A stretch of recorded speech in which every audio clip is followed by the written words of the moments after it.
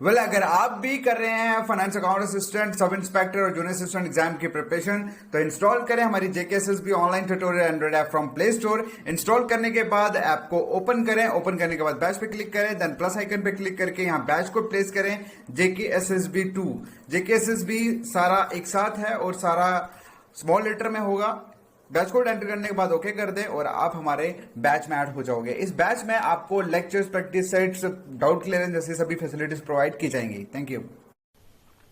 Hello, good evening guys. I welcome to all. This is Ajay and now you're watching JKSSB online tutorial and I hope आप सब बहुत अच्छे होंगे और अपनी तैयारी बहुत अच्छे से कर रहे होंगे। और आज की क्लास में हम लोग बेसिकली फिजिक्स का फर्स्ट यूनिट स्टार्ट कर रहे हैं, जिसका नाम होगा, जो भी आपके सिलेबस में सबसे पहला यूनिट लिखा हुआ है, जिसमें आपको न्यूटन्स के कुछ लॉ पढ़ने हैं। उसके साथ साथ आपको सिंपल डेफिनेशनें पढ़नी है, like speed, distance, displacement, acceleration, velocity etcetera. तो उस एटसेट्रा वर्ड से ही आपको बाकी डेफिनेशन भी पढ़नी पड़ेगी।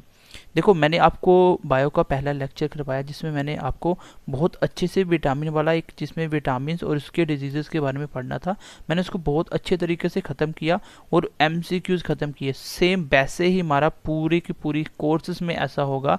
साइंस हो, चाहे वो हिस्ट्री हो, पॉलिटी हो, हिस्ट्री हो, उसके बाद आपका अकाउंटेंसी का लेक्चर आ जाए, मैथ्स का आ जाए, कुछ भी आए, हम उसको प्रैक्टिस के साथ साथ ख़त्म करेंगे। सो एज आप लोगों की तैयारी बिल्कुल अच्छे से हो जाए और आप एग्ज़ाम को इसी साल अच्छे से क्रैक कर पाओ। सो आज के हम लेक्चर को शुरुआत करने से पहले मैं आपको फिजिक्स का बेसिक थोड़ा थोड़ा समझाना स्टार्ट करूंगा। और अगर आप फिजिक्स का बेसिक अच्छे से समझ जाते हो तो आई होप कि आप उसके बाद आज की क्लास, जो भी 2-3 क्लासेस की होंगी, इसमें आपका पहला यूनिट भी ख़त्म होगा और आपके एक पूरे की पूरे फिजिक्स का पूरा की पूरा एक बेस तैयार हो जाएगा, जिसके बाद आपको एक्स्ट्रा मेहनत नहीं करनी पड़ेगी। आप कोई भी चैप्टर को बहुत आसानी से समझ सकते हो। तो चलिए स्टार्ट करते हैं। सबसे पहले सर हम इसमें पढ़ेंगे जिसमें हम बेसिक यूनिट की बात करते हैं। देखो, आपके सिलेबस में एक छोटे छोटे पॉइंट लिखा है, स्पीड के बारे में पढ़ना है, वेलोसिटी के बारे में पढ़ना है, और डिस्प्लेसमेंट के बारे में पढ़ना है, एक्सेलरेशन के बारे में पढ़ना है। तो वो सारी चीज़ें होंगी, लेकिन उसमें कैसे कैसे क्वेश्चन बन सकते हैं ये मैं आपको साथ साथ बताऊंगा। प्लस मैं आपको बिल्कुल स्टार्टिंग से बेस से स्टार्ट कर रहा हूँ कि बेसिकली फिजिक्स आपको बताती क्या क्या है। सबसे पहले आप जो भी चीज़ देख पा रहे हो, जैसे आप मुझे देख पा रहे हो, मेरा कलर आपको जैसा भी दिख रहा है, काला, पीला, नीला, जो भी दिख रहा है, तो वो सब कुछ किसकी वजह से पॉसिबल है? वो सब कुछ हम जो भी पढ़ते हैं, तो वो उसके पीछे हमें अगर जानना है कि क्या वजह है इसके पीछे की, तो उसके लिए हमें बेसिक फिजिक्स को पढ़ना पड़ेगा। एक्चुअली फिजिक्स हमें बताएगी कि आपका कलर ऐसा क्यों दिख रहा है सर। दूसरी चीज़, आप कुछ भी, जैसे ये पेन है, पेन का मास कितना है, ये पेन लिख कैसे रहा है, इसके अंदर जब कोई इंक वाला पेन होगा उसमें इंक कैसे आगे आती है अपने आप, तो वो सब कुछ हम लोग, सब कुछ जो भी होगा वो विद एक्सपेरिमेंट और प्रूफ के साथ सब कुछ किया हुआ फिजिक्स के अंदर आपको मिलेगा। ठीक है, तो फिजिक्स एक बहुत ही अच्छा इंटरेस्टिंग चैप्टर है। बेसिकली हमारा जो मेन टारगेट रहेगा वो रहेगा आर्ट्स बैकग्राउंड के बच्चों को पढ़ाना, क्योंकि देखो 10th से पहले आप सबने पढ़ा हुआ है। आज की क्लास आप पूरी देखोगे, आपको समझ आएगा कि साइंस बिल्कुल भी डिफिकल्ट नहीं है। बेसिकली आपको डिफिकल्ट बनाने वाले कौन है? वो आपके स्कूल एंड कॉलेज के टीचर हैं, क्योंकि उन लोगों ने आपको बेसिक कॉन्सेप्ट नहीं सिखाए। बेसिकली 10th से पहले पहले ही ये कॉन्सेप्ट सिखाए जाते हैं। कॉलेज में खैर आप सीख भी नहीं सकते। चलो तो स्टार्ट करते हैं। सबसे पहले सर, यूनिट किसको बोलते हो आप? तो हर एक चीज़ का एक यूनिट होता है, हर एक चीज़ का एक यूनिट होता है। यूनिट मतलब उसको एक मेजरमेंट करने का एक तरीका होता है। जैसे मैंने आपको फॉर एग्जांपल के लिए पूछा, सर आपकी हाइट कितनी है, व्हाट इज योर हाइट? तो आपकी हाइट कितनी है? मान लो किसी बच्चे ने बोला, सर मेरी हाइट है 171 सेंटीमीटर। तो आपको मैं पूछूं, इसमें आपको कैसे पता चला कि अगर मैं सिंपल लिख दूं 171 सेंटीमीटर, तो कोई भी बच्चा मुझे बता देगा यहाँ पे लेंथ की बात हो रही है, हाइट की बात हो रही है, मतलब एक दूरी की बात हो रही है, लेंथ की। तो लेंथ की बात होने के लिए कैसे पता चला मुझे? ये सर यहाँ से पता चला। इसको बोलते हैं सर यूनिट। कोई भी चीज़ की पहचान के लिए अपना कोई ना कोई एक यूनिट दिया होता है। और ये जो दिख रहा है कितनी हाइट है, ये इसका मैग्नीट्यूड है, इसका मैग्नीट्यूड है। तो कोई भी चीज़ की पहचान के लिए उसको कोई ना कोई यूनिट मिला होगा, और उसी यूनिट को हम लोग पहले चैप्टर में पढ़ने की कोशिश करेंगे। अगर आप पहला चैप्टर बहुत अच्छे से समझ जाओगे गाइज, तो उसके आने वाले चैप्टर जितने भी होंगे इसके बेस पे जो स्पेशली जो फिजिक्स के रिलेटेड होंगे वो सब कुछ आपको समझ आएगा, और आपको रियल लाइफ में भी चीज़ें समझ आएंगी कि आप हकीकत में ये सारी चीज़ें डेली लाइफ में कर रहे हो। तो मैं आपको हर एक चीज़ को बिल्कुल बेसिक से इतने अच्छे तरीके से इलेबोरेट करके समझाने की कोशिश करूंगा ताकि आप लोग चीज़ों को लंबे समय तक याद रख पाओ, क्योंकि एग्ज़ाम में क्वेश्चन जब आता है तो उसके लिए कॉन्सेप्ट यूज़ होता है, ना कि आपके क्वेश्चन ज़्यादा, जितने ज़्यादा चीज़ों को आपने पढ़ा होता है तो अगर उसके कॉन्सेप्ट नहीं है वो सब कुछ बकवास होता है, वो सब कुछ बेकार चला जाता है। क्योंकि आपको एग्ज़ाम में अगर रिजल्ट चाहिए तो आपको कॉन्सेप्ट पे ध्यान देना होगा। तो हर एक चीज़ के लिए मैंने बोला सर यूनिट होता है, कोई ना कोई क्या होता है, हर एक चीज़ के लिए कोई ना कोई यूनिट होगा जो मुझे उसका बताएगा। जैसे मैं बोलता हूँ टाइम कितना हुआ, आप बोलोगे सर 12 बज के कुछ भी बोल दो, मान लो 12 बज के 10 मिनट, तो 12 मुझे पता है ये किसकी बात हो रही है, आवर की बात हो रही है, और ये क्या है सर, मिनट की बात हो रही है। जैसे टाइम को वैसे मेजरमेंट करने के लिए यूनिट बनता है सेकंड्स, ये भी उसके यूनिट होते हैं। अब मैं धीरे धीरे आपको बताऊंगा कि यूनिट क्या क्या होते हैं, ऐसे यूनिट क्या होते हैं, हर एक यूनिट धीरे धीरे क्यों बने थे, मैं सब कुछ आपको आज की क्लास में समझाने की कोशिश करूंगा बेसिकली। जैसे मैं बोलता हूँ सर आपका मान लो मास या वेट कितना है, आप बोलोगे सर मान लो 70 kg, जैसे मेरा वेट है 70 kg, मैं लिख देता हूँ। तो अगर मैं किसी को बोलूँ 70 kg, तो हर एक बंदा मुझे बता सकता है यहाँ पे मेरी मास की बात हो रही है, वेट की बात हो रही है। मास और वेट दोनों में फ़र्क होता है, ये भी आप धीरे धीरे आने वाली क्लासेस में समझ जाओगे। तो केजी क्या है सर, केजी ने मुझे बताया कि मेरा मास कितना है। ये क्या है सर, ये मैग्नीट्यूड है। तो बेसिकली हर चीज़ को मेजरमेंट करने के लिए कोई ना कोई यूनिट बने गए हैं, उसी को बोलते हैं सर यूनिट। अब आपका स्पीड का भी यूनिट है, वेलोसिटी का भी यूनिट है, तो वो तो पूछेगा ही पूछेगा एग्जाम में, क्योंकि सिलेबस में सब कुछ। अब हम आगे बढ़ते हैं सर, आगे यूनिट बनाने ही क्यों पड़े। अगर आपको कोई पूछे सर यूनिट बनाने ही क्यों पड़े, तो एक देखो छोटा सा मैं आपको एग्जांपल देता हूँ इसका। मान लीजिए आप लोग पुराने ज़माने में जी रहे हैं, जब क्या होते थे, आपका किंग्स वगैरह चलते थे। जब कोई राजा होता था उसकी पूरी प्रजा होती थी, तो वो क्या करता था सर, एक एरिया पे पूरा होल्ड करता था। जैसे मान लो यहाँ का किंग है एक, उसने इतना पूरा एरिया घेर रखा है, ये उसका कंट्रोल है। यहाँ पे बॉर्डर पे उसने अपनी आर्मी लगा रखी है, और ये उसका पूरा सिस्टम है, सारा वो चला रहा है। जैसे अभी प्राइम मिनिस्टर चलाता है, उसी तरीके से मान लो एक किंग है जो इस एरिया को चला रहा है। यहाँ पे सर एक किंग था, बीच में आ गया सर एक कोई समुंदर वगैरह, ठीक है, समुंदर के इस साइड भी एक किंग रहता है, उसने भी ये जगह घेर रखी है। इस तरीके से मान लो जगह अलग अलग जगह घेरी हुई है। अब इन बंदों ने जो सिस्टम बना रखा था अपना, वो चलेगा सर राजा के अकॉर्डिंग, जो भी राजा बोलेगा उसी तरीके से होगा। पहले क्या होता था, अगर आपको कोई चीज़ लेनी होती थी तो चीज़ के बदले चीज़ दी जाती थी, करेंसी तो बाद में आई थी। मान लो आपको चीनी लेनी है, ठीक है, मान लो आपको चीनी लेनी है, तो चीनी के लिए आपको उसके बदले में उसको कुछ देना पड़ेगा, कुछ ना कुछ उसको देना पड़ेगा। जैसे कुछ भी मान लो चावल देने पड़ेंगे या कुछ भी देना पड़ेगा आपको। तो अगर कोई चीज़ लेनी है तो बदले में कुछ देना पड़ेगा। वो सिस्टम बनाया राजा ने, क्या किया, उसने बोला कि ठीक है अगर आपको चीनी लेनी है तो मान लो 1 kg चीनी के लिए, पहले तो केजी भी नहीं था, मान लो 1 kg के लिए उसने रख दिया होगा कि 4 kg चावल देने पड़ेंगे, तो कुछ चीज़ देने के बदले कुछ चीज़ दिए जाएगी। अब हर जगह इसने तो फिक्स कर दिया, ठीक है, ध्यान से बात को समझना, यूनिट क्यों बनाए गए थे। इसने तो फिक्स कर दिया चीनी कैसे दी जाएगी, हर एक चीज़ का रेट कैसे होगा, किसके बदले में कितनी चीज़ दी जाएगी, तो वो वही चलेगा जो उसने बना दिया राजा ने, या राजा के मंत्रियों ने जो भी बनाया। लेकिन यहाँ का राजा कंपलसरी थोड़ी कि इसके अकॉर्डिंग बनाया होगा, क्योंकि इनका तो कोई कम्युनिकेशन नहीं है, कम्युनिकेशन तो बाद में हुआ। तो इसने भी कोई ना कोई सिस्टम बनाया होगा अपना चीज़ों को मेजरमेंट करने का। लेकिन सोचो जब ये इससे मिले, जब ये इनसे मिले, तो क्या ये जो चीज़ मांगेंगे क्या इनको पता होगा। हो सकता है ये लोग किलोग्राम में मेजर करते होंगे, इनको किलोग्राम नहीं पता, ये ग्राम्स में करते होंगे, हो सकता है ये पाउंड्स वगैरह में करते हो। तो दोनों में क्या हो रहा था, एक कोऑर्डिनेशन नहीं हो पाया, क्योंकि इन लोगों को ये नहीं पता कि यहाँ पे मेजरमेंट कैसे होती है, और इन लोगों को इसका मेजरमेंट नहीं पता। इसी तरीके से जब एक कंट्री दूसरी कंट्री से मिली, मैंने एक एग्जांपल इस तरीके से दिया, जब एक कंट्री दूसरी कंट्री से मिली तो मेजरमेंट यूनिट दोनों के सेम नहीं थे, तो वहाँ पे ट्रेड करना मुश्किल हो गया, क्योंकि ट्रेड के थ्रू ही कम्युनिकेशन होना स्टार्ट हुआ था। तो बस उसी चीज़ को ध्यान में रखते हुए एक आपका 1960 में जेनीवा स्विट्जरलैंड में पड़ता है जो, ठीक है, स्विट्जरलैंड में पड़ता है, वहाँ पे एक मीटिंग हेल्ड की गई 1960 में। तो वहाँ पे एक मेन बड़ी बड़ी कंट्रियाँ सब ने पार्टिसिपेट किया और वहाँ पे चल के कुछ चीज़ें फिक्स की गई कि भैया हर चीज़ को मेजरमेंट करने के लिए जो हम यूनिट फिक्स कर रहे हैं वो आप ऐसे ही करोगे। अगर आपको कोई मास को मेजर करना तो किलोग्राम में करना पड़ेगा, हाइट को मेजर करना तो मीटर में करना पड़ेगा, मतलब हर एक चीज़ को फिक्स किया गया। इसमें इन लोगों ने फिक्स किए सर यूनिट।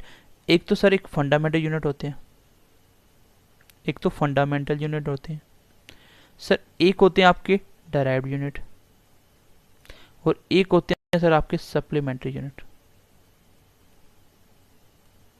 सप्लीमेंट्री यूनिट तो यहाँ पे 1960 में जो मीटिंग अटेंड की थी, पता चल गया कि यूनिट क्यों बनाए गए थे, क्योंकि कोऑर्डिनेशन नहीं हो पा रहा था। एक कंट्री को दूसरी कंट्री के यूनिट ही नहीं पता थे कि वहाँ पे मेजरमेंट कैसे किया जाता है।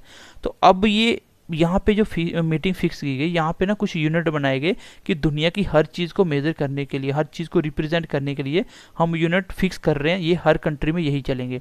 जैसे फंडामेंटल यूनिट जो फिक्स किए थे वो थे सर 7। कितने थे सर?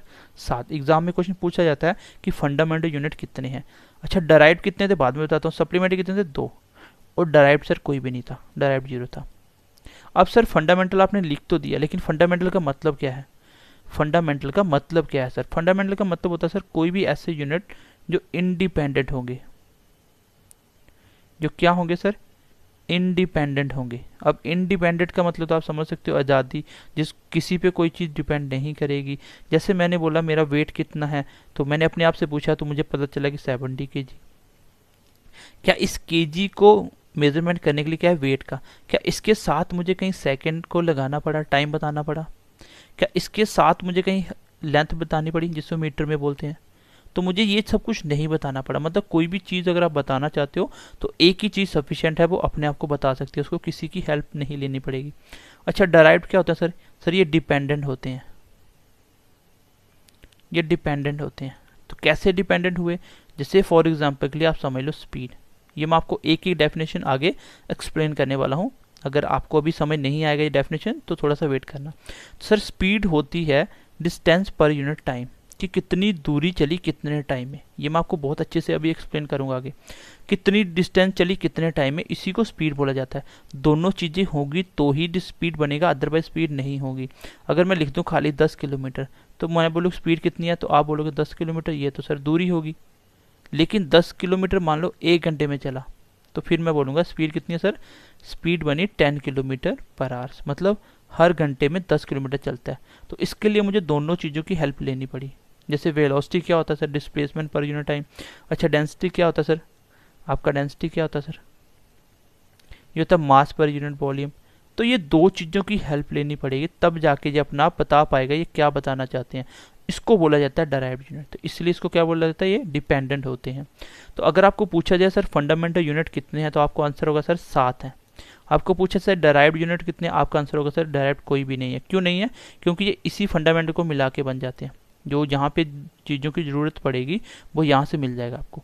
अच्छा, सप्लीमेंट्री कितने सर? 2 हैं। अब मैं धीरे धीरे इसको स्टार्ट कर रहा हूँ। सबसे पहले हम फंडामेंटल से स्टार्ट करेंगे, क्योंकि जो आपकी डेफिनेशन लिखी हुई थी स्पीड, वेलोसिटी वगैरह, वो सब कुछ ऐसे था कि उसके आगे एक छोटा सा वर्ड लिखा था एटसेट्रा। अब इसी से हमें हर एक डेफिनेशन को समझना पड़ेगा। अगर ये नहीं भी लिखा होता गाइस, मैं तो भी आपको हर एक छोटी छोटी डेफिनेशन समझाता, क्योंकि यही आपका फिजिक्स का बेसिक स्टार्ट करेगी और यही आपका एंड तक चलेगा। और हर एक चैप्टर में आपको इसके बारे में ही पढ़ना है। तो चलिए एक बार फंडामेंटल की हेडिंग दे दीजिए। अब मैं इससे स्टार्ट कर रहा हूँ कि यूनिट आपके 3 प्रकार के हैं, फंडामेंटल, डराइव्ड और सप्लीमेंट्री। मैंने आपको बताया फंडामेंटल 7 प्रकार के होते हैं। कौन कौन से, उसके बारे में पढ़ेंगे। यहाँ से क्वेश्चन बार बार एग्जाम में पूछा जाता है। अब आप छोटी सी हेडिंग लिख लीजिए फंडामेंटल यूनिट के बारे में। हमें क्या क्या पढ़ना है सर? हम लोग ने 7 फंडामेंटल यूनिट पढ़ने हैं, जिसमें सबसे पहले आप लिखोगे सर क्वांटिटी, लिख लो। दूसरे नंबर पे आप लिख लीजिए सर एसआई यूनिट क्या होते हैं, और तीसरे नंबर पे सर लिख लीजिए इसकी डेफिनेशन। अच्छा, इसको समझाने से पहले चलो मैं आपको एक चीज़ बताता हूँ कि ये एसआई यूनिट कहाँ से आए। चलो इसकी हम एक बार थोड़ी सी कहानी समझ लेते हैं। चलो इससे पहले मैं थोड़ा सा आपको बेसिक इसका समझा देता हूँ कि एसआई यूनिट कहाँ से आए। ठीक है, आपकी नॉलेज के लिए बताता हूँ। देखो जो मेजरमेंट यूनिट थे आपके गाइस, ये यूनिट ऑफ मेजरमेंट थे जो, वो क्या थे? सबसे पहले एक तो सर आपका सीजीएस यूनिट, या पढ़ते भी होंगे कहीं कहीं, जिसको आप फ्रेंच भी बोलते हो। ये फ्रेंच लैंग्वेज, जितने भी लोग फ्रेंच थे, जो भी फ्रेंच लैंग्वेज से बिलोंग करते थे, वो सब के सब किसको यूज़ करते थे, CGS को। तो सी का मतलब था सर किससे, जैसे बात हो रही है यहाँ पे सर मास, लेंथ और टाइम की, तो वो कैसे करते थे, लेंथ की बात वो सेंटीमीटर में करते थे, और वेट की बात सर वो ग्राम्स वगैरह में करते थे, और टाइम की बात वो सेकंड्स में करते थे।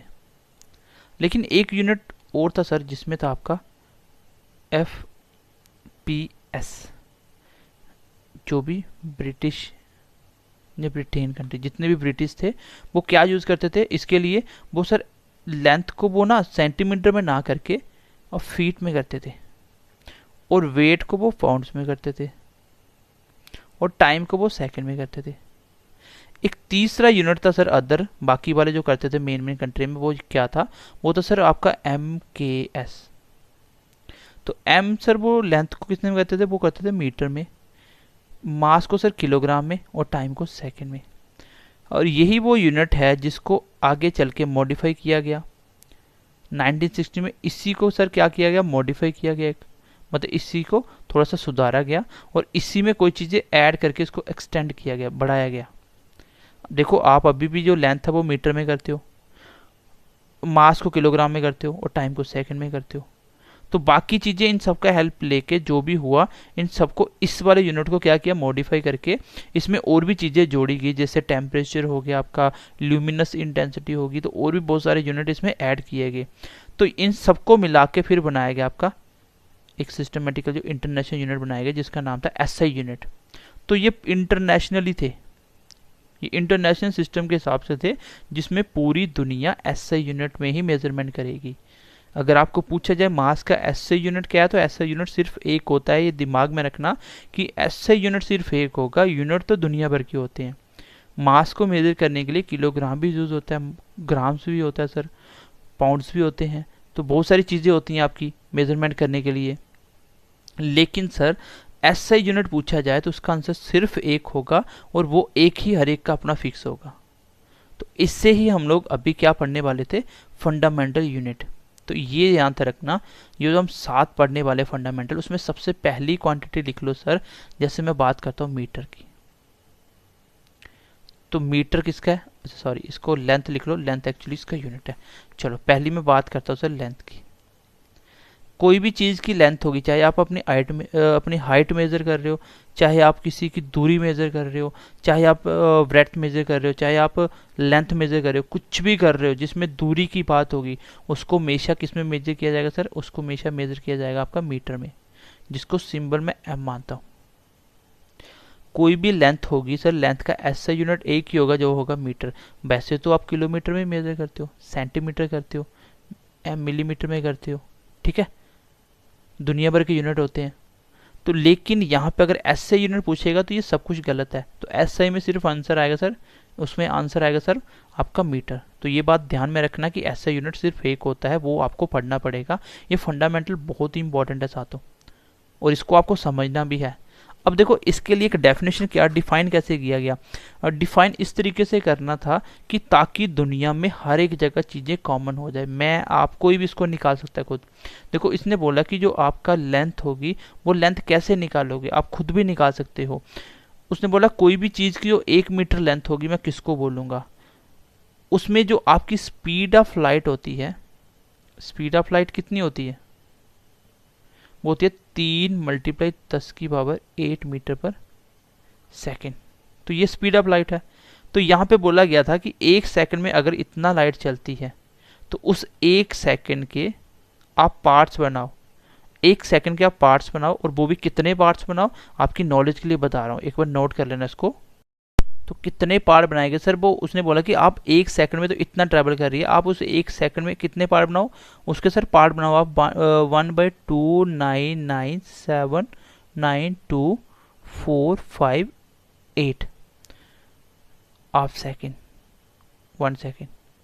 तो बात समझ आई मैंने क्या बोला, मैंने बोला कि सर अगर आप 1 सेकंड में इतनी लाइट ट्रैवल करते हुए देखते हो, तो आप क्या करो, 1 सेकंड के पहले हिस्से बनाओ। जैसे मैं बोलूँ कि कोई 1 सेकंड में 10 मीटर चलता है, मैं बोलूँ आधे में कितना चलेगा, आप बोलोगे 5 मीटर चलेगा। सेम अगर 1 सेकंड में इतनी लाइट चलती है तो आप उस 1 सेकंड के पहले कितने हिस्से बनाओ, इतने हिस्से बनाओ। इससे इतने हिस्से बनाने के बाद फिर वो जो एक हिस्सा आएगा इतने हिस्सों का, जैसे 1 सेकंड को इतने हिस्सों में डिवाइड करो, और जो इतना एक हिस्सा आएगा उतने टाइम में जो लाइट ट्रैवल करेगी वो 1 मीटर कहलाएगा। तो आपके लिए इतना इम्पोर्टेंट नहीं है, लेकिन आपको बेसिक सी बात पता होना चाहिए कि लाइट को जो आपकी लेंथ निकालने के लिए, बेसिकली लेंथ निकालने के लिए आपका किसका सहारा लिया गया, आपकी स्पीड ऑफ लाइट का।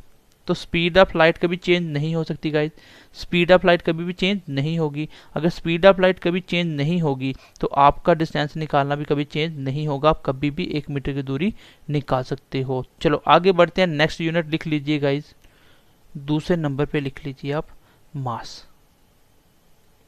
कोई भी चीज़ का मास अगर आपको निकालना हो, जैसे इस पेन का मास निकालना हो, तो जो आपको दिख रहा है ना ये ऊपर पूरा ये मास है, तो मास किस प्रकार निकालोगे, तो उसके लिए सर मैं आपके इसको इन सबको मैं एक्सप्लेन करूंगा आगे। अब जैसे आप डायमेंशन पढ़ोगे, क्योंकि डेफिनेशन आपकी एग्जाम में आएगी, यहाँ से क्वेश्चन पूछा जाएगा, तो मैं एक एक सिंगल सिंगल चीज़ आपको समझाने की कोशिश करूँगा। सब कुछ मैं आपको समझा दूंगा कि लेंथ कैसे निकालते हैं, क्या होता है। तो मास को जब भी आप मेजर करोगे उसके लिए आपको यूनिट यूज़ करना पड़ेगा सर किलोग्राम। क्या करना पड़ेगा, किलोग्राम, जिसका सिंबल आप केजी देखते हो। अगर इसकी मैं डेफिनेशन थोड़ी सी आपकी नॉलेज के लिए बता दूं तो ये क्या था सर, एक प्लाटिनम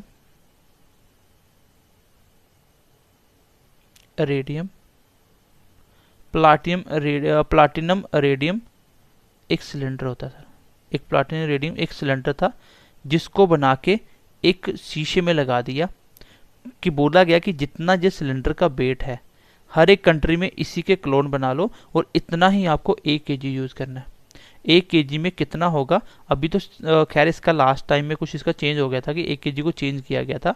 फिलहाल स्टार्टिंग में ये था कि उसने बोला था कि प्लाटिनम रेडियम का जो सिलेंडर था उसको एक शीशे में रख दिया कि जितना इसका वेट है उतने वेट का आप ही 1 किलोग्राम बनाओगे।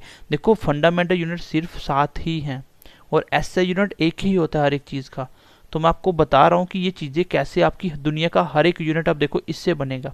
आगे आप जितनी भी डेफिनेशन, स्पीड, डिस्टेंस जो भी पढ़ोगे सबके यूनिट यहीं से निकलेंगे, सबके डायमेंशन यहीं से निकलेंगे। तो आपको फंडामेंटल यूनिट को ध्यान से समझना है। जैसे मास को मेजर, क्वेश्चन आ गए, क्वेश्चन एग्जाम में आ जाए, जैसे आप मुझे आंसर बताओ, what is unit of mass. Mass का यूनिट क्या है, जैसे ऑप्शन में आ गया आपके, पहला ऑप्शन है सर आपका ग्राम्स, दूसरा ऑप्शन सर आपका किलोग्राम, तीसरा सर आपका पाउंड्स, और चौथा ऑप्शन सर आपका ऑल। तो आंसर क्या लगाओगे, इसलिए मैं बोलता हूँ कोई भी चीज़ को लॉजिकली और कॉन्सेप्ट के साथ समझने की कोशिश किया करो।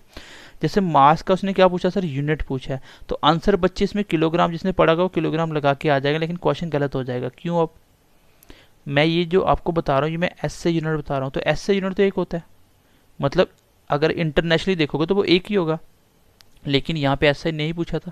सिंपली ऐसा पूछा था कि मुझे बताओ कोई यूनिट, देखो मास को मेजरमेंट कैसे कैसे करते हो, कैसे कैसे तरीके से उसके यूनिट बनाए गए, तो क्या ग्राम से यूनिट नहीं होते, क्या किलोग्राम भी होते हैं, पाउंड्स भी होते हैं, सारे होते हैं, तो इसका आंसर ऑल आएगा।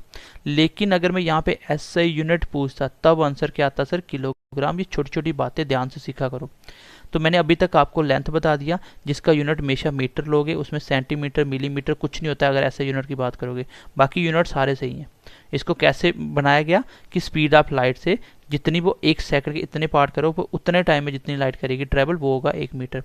मास को सर किलोग्राम से किलोग्राम ऐसे डिफाइन किया गया। अगला लिख लो सर तीसरे नंबर पे, तीसरे नंबर पे आप लिख लीजिए जैसे मास, लेंथ, टाइम। कभी कभी आपके एग्जाम में क्वेश्चन आता है कि ऐसा कौन सा यूनिट था वो सब में कॉमन था, तो वो था, आपने देखा टाइम के लिए सब में एक ही था, वो सीजीएस था। सीजीएस के बाद आपने पढ़ा पी, केपीएस पढ़ा, फिर एमकेएस पढ़ा, सब में टाइम के लिए सेकंड ही यूज किया गया। तो जो टाइम का सर ऐसा यूनिट था वो क्या था, सेकंड्स, जिसका सिंबल है आपका एससीसी या एसपी लिख देता है कभी, जैसे मीटर पर सेकंड में, तो ये इसका सिंबल था। ठीक है, अच्छा अब टाइम के लिए क्या किया गया, टाइम कैसे उसने डिफाइन किया गया ये भी थोड़ा सा आपको बता देता हूँ सर। एक आपका सीजीएम 133, सीजीएम 133 एक एलिमेंट होता है। तो इस एलिमेंट के अंदर जो इसके एटम्स होंगे वो जब एनर्जी कम ज़्यादा होने पे ऊपर नीचे जंप करते हैं, केमिस्ट्री का कॉन्सेप्ट है। तो ऊपर नीचे जब एक बार एटम ऊपर जाके वापस नीचे आता है, उतना टाइम जो होता है उसको 1 सेकंड बोला जाता है। फिलहाल आपकी नॉलेज कितना इंपॉर्टेंट नहीं है, लेकिन फिर भी ये चीज़ें मैं थोड़ा थोड़ा आपको हिंट दे रहा हूँ कि कैसे कैसे आपको यूनिट बनाएगी। आपके लिए इंपॉर्टेंट क्या है, ये है आपका कि ऐसा यूनिट क्या है। ठीक है, तो टाइम का ऐसा यूनिट क्या है सर, सेकेंड। और सिंबल क्या है सर उसका, एस, SEC। आगे लिख लो सर 4th नंबर पे, 7 पढ़ने हमें। 4th नंबर पे लिख लो आप electric current. Electric current, electric current क्या होता है? तो इसका जो मेजरमेंट यूनिट है वो है सर एम्पियर। आप जब भी करंट को मेजर करते हो एम्पियर से करते हो, इसका सिंबल है सर ए। तो इसके लिए मैं आपको इसमें डेप्थ में नहीं जाऊंगा, इसकी डेफिनेशन समझाने की कोशिश नहीं करूंगा कि 2 वायर रखो, उसमें फोर्स अप्लाई करो कितने न्यूटन की, तो इतना इंपॉर्टेंट नहीं है, उसको छोड़ो आप। 5वें नंबर पे आ जाओ सर कि आपका टेम्परेचर, इसके बारे में आपको कुछ बातें जरूर बता दूंगा क्योंकि ये आपके लिए इंपॉर्टेंट है थोड़ा।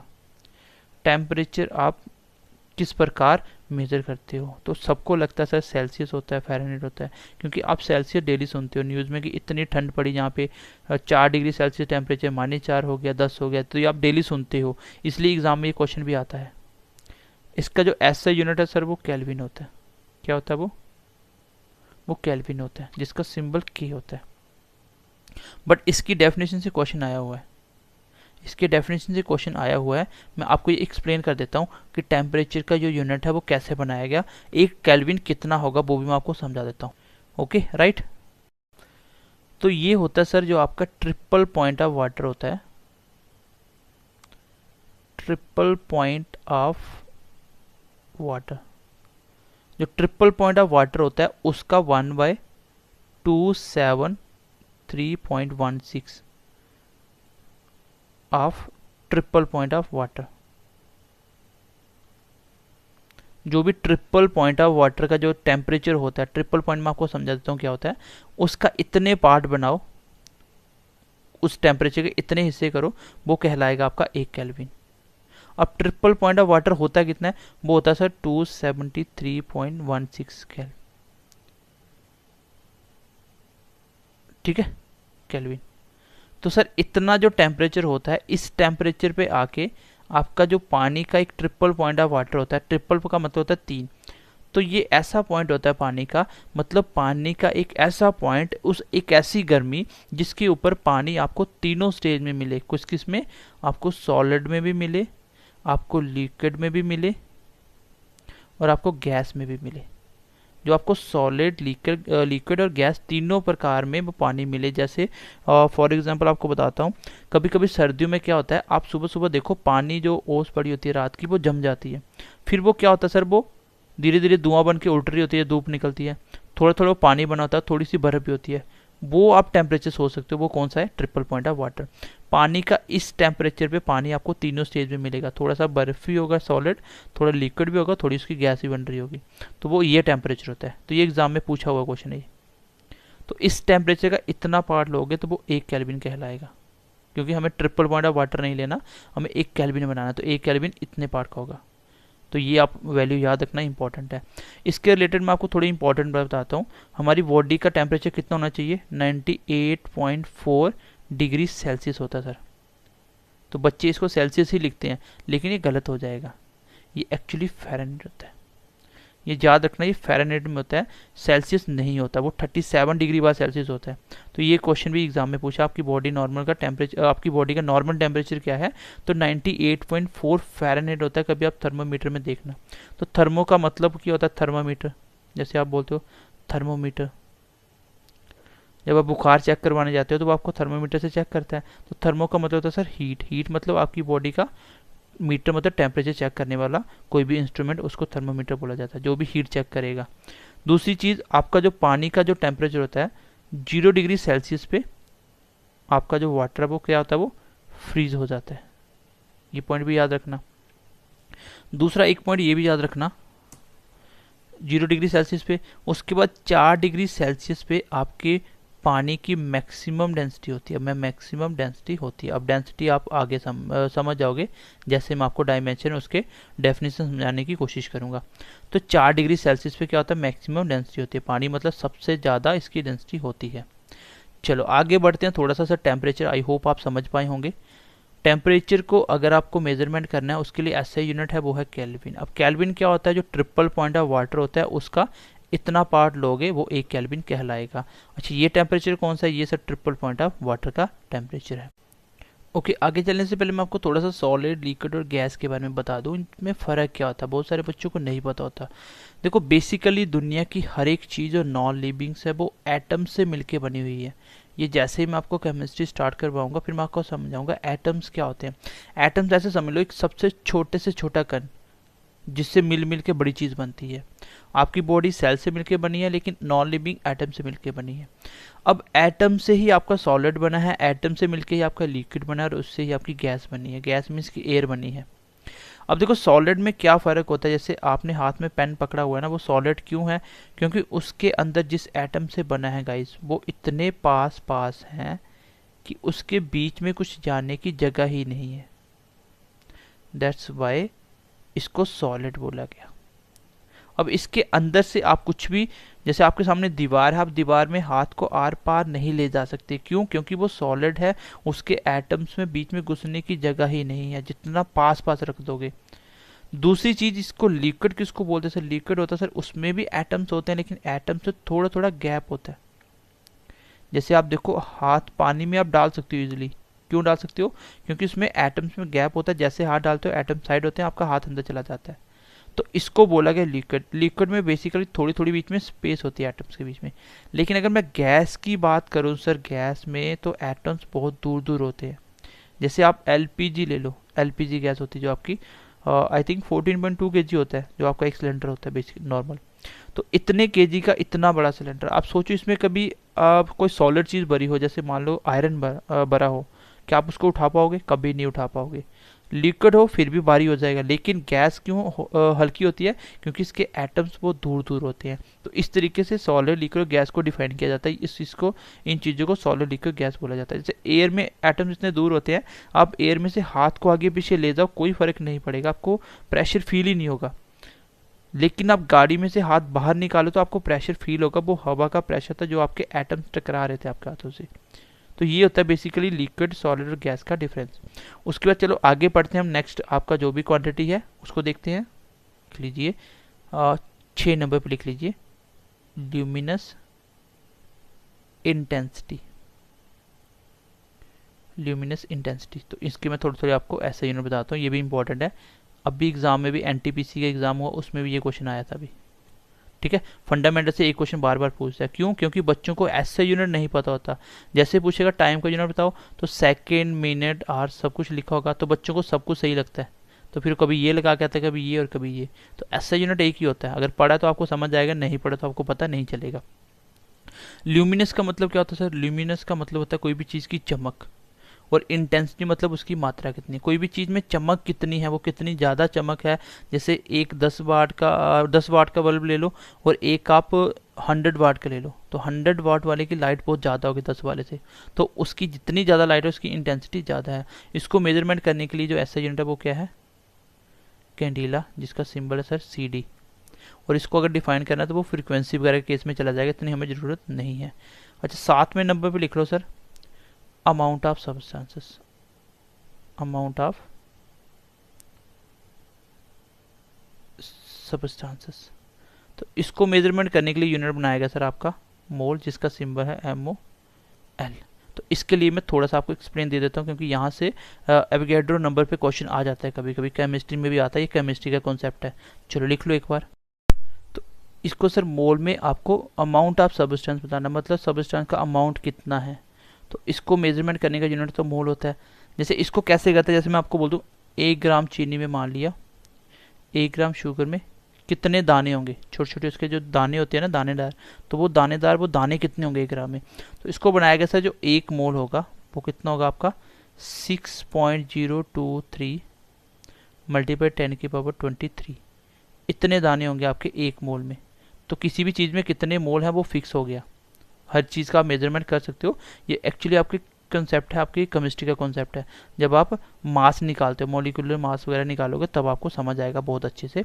फिलहाल अभी तक मैंने जो आपको पढ़ाने की कोशिश करी, मैंने आपको क्या बताने की कोशिश करी गाइस, मैंने सबसे पहले आपको बताया कि आपने मेजरमेंट यूनिट पढ़ने ही क्यों और क्यों बनाएंगे, ये मैंने आपको बहुत अच्छे से समझाने की कोशिश करी। फिर आपका 1960 में जो मीटिंग हुई, वहाँ पे आपको चीज़ें फिक्स की गई कि कोई भी चीज़ दुनिया में मेजर कैसे होगी। एक होगा फंडामेंटल, एक होगा डायरेक्ट, एक होता है सप्लीमेंट्री सिस्टम से। सप्लीमेंट्री फंडामेंटल मैंने बताया वो यूनिट होते हैं जो क्या होते हैं सर, वो इंडिपेंडेंट होते हैं, वो किसी पे डिपेंड नहीं करते, मैंने एग्जांपल से समझा दिया। डायरेक्ट वो यूनिट होते हैं जो किसी पे डिपेंड करते हैं, और सप्लीमेंट्री सर एंकल पे डिपेंड करते हैं, ये हम अगली क्लास में इसको पढ़ेंगे, ठीक है। अब मैंने बाद में आपको फंडामेंटल यूनिट बताना स्टार्ट करा, उससे पहले मैंने आपको छोटी सी बात बताई कि ऐसे यूनिट कहाँ से आए।